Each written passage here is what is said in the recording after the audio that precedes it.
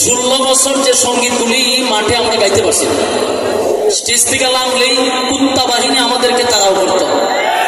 অসংখ্য কুত্তা বাহিনী এখনো আছে, কিন্তু এদেরকে চিহ্নিত করা দরকার।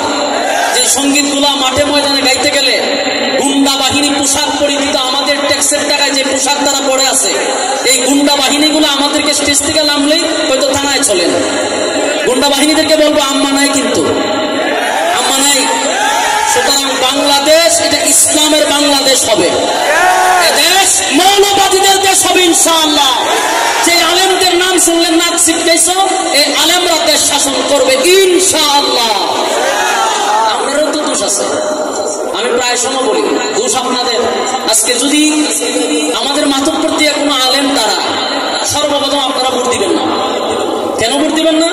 আপনারা নাক বেসকি দিয়া বলবেন আলেমটাকে দেশ চালাতে পারবো।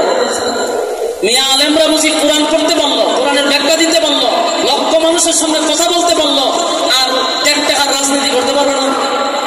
আলেমরা যদি রাজনীতি করত, এদেশের টাকা বিদেশে পাচার হতো না। আলেমরা রাজনীতি করলে গম চুরি, পান চুরি, তেল চুরি হইতো না বাংলাদেশে। দেশে গুম, হত্যা, দর্শন এগুলা হইতো না। আপনারা আগে ঠিক করেন কাকে নেতৃত্বের চেয়ারে বসাবেন। আর মাতব্বর থানার থেকে যদি কোনো আলেম নেতৃত্ব দেওয়ার জন্য দাঁড়ায়, আপনারা যতটুক পারেন জান প্রাণ দিয়ে তাদের পিছনে খাটবেন ইনশাআল্লাহ। এটা কি মুখে বলতেছেন না অন্তর থেকে বলতেছেন? এটা আপনাদের অন্তরের মুখে সব জায়গায় থাকতে হবে। আলেমরা নেতৃত্ব দিবে ইনশাআল্লাহ। আমি একটা ছোট্ট সঙ্গীত বলি, আগামী দিনের ইসলামের বাংলাদেশ।